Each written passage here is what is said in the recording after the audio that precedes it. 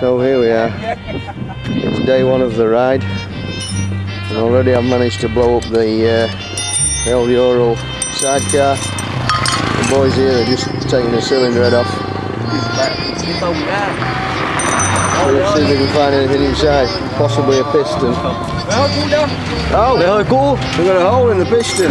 Oh dear.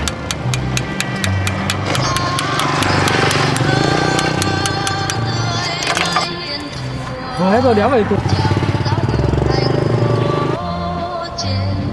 The boys are still there, busy.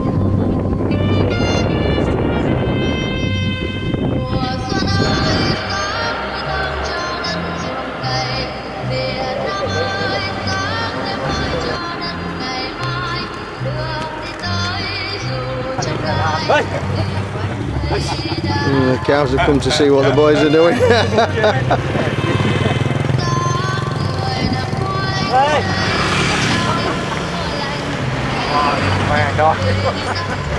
Got a fan.